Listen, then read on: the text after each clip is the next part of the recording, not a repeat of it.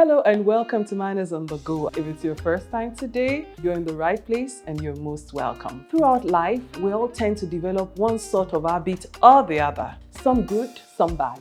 A good life is a collection of small acts rather than a succession of big events, says Andy Warhol. Here are 10 actionable tips for quitting negative habits and replacing them with positive ones. Manners on the Go. Hello and welcome to Manners on the Go. I want to believe it's been a wonderful week so far and I hope you're minding your manners too. I appreciate you for always cheering me on, and if you've been following for some time, you are welcome again. If it's your first time today, you're in the right place and you're most welcome. Throughout life, we all tend to develop one sort of habit or the other. Some good, some bad. These habits have either helped us aim at success or slowed us down, and when we realize a particular habit isn't favoring our goals, we should cultivate a counter habit in correcting them.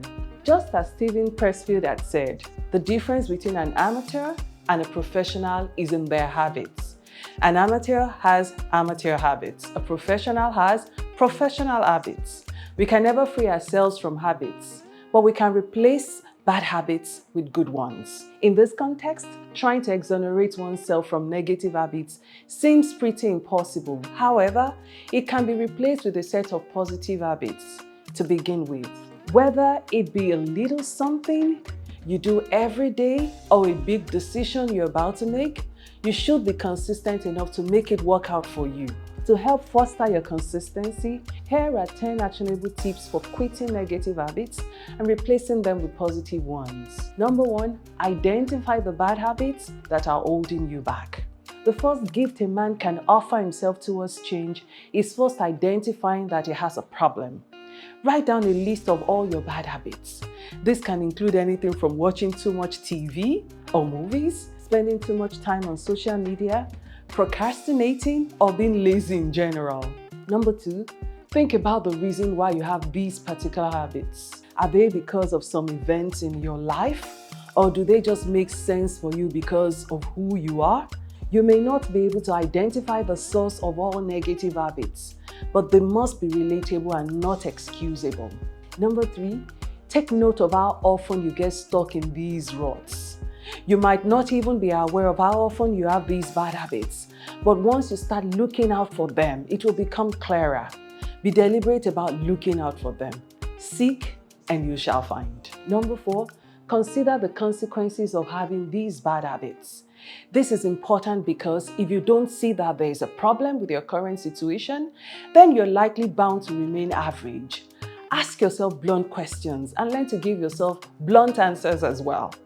If you can't, ask someone else, whether a co-worker, boss, friend, or spouse. Let them evaluate these habits and how they think they can negatively affect your life or lifestyle.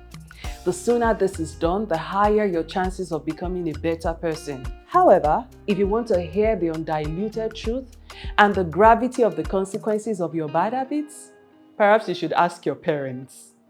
Number 5, ask yourself, what can I do instead? After considering the above 4 points, come up with at least 3 to 5 alternatives that you can do instead of your bad habits. For example, if the bad habit is watching too much TV, you can replace it with reading a novel. Number 6, choose 1 or 2 habits to focus on. You can't change all your habits at once, so pick a few and focus on them until they're ingrained into your system. Number 7, visualize yourself doing the new behaviors instead of the old ones. One of the things that can make the change of negative habits difficult is the unconscious thought of wanting to do them. So when these thoughts pop up, they should be instantly replaced with the thought of the change you intend to make. This is important because when you start thinking about what you want to do instead of the negative habits, your brain will start visualizing the new behavior. Number 8, reward yourself for doing something right. This is one of the most important steps because if you don't reward yourself, there's no point doing anything at all. Number 9, be consistent and persistent with your new behaviors. Remember, it takes time to form a new habit, but once you've got it, it becomes second nature. Don't miss the chance for a change in your lifestyle.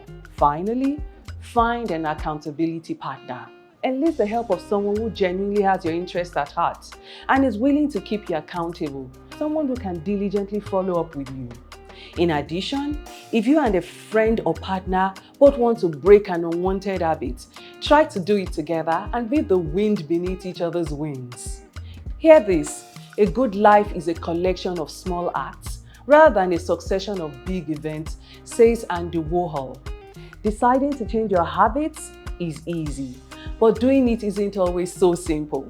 It requires a lot of effort and determination, but in the end, it pays off greatly as you begin to see the results that were never possible before. Do you have any other suggestion on how to quit negative habits? Let's hear them in the comments. Don't forget to like this video and subscribe if you haven't. Have a beautiful week ahead. See you again. Goodbye. Manners on the go.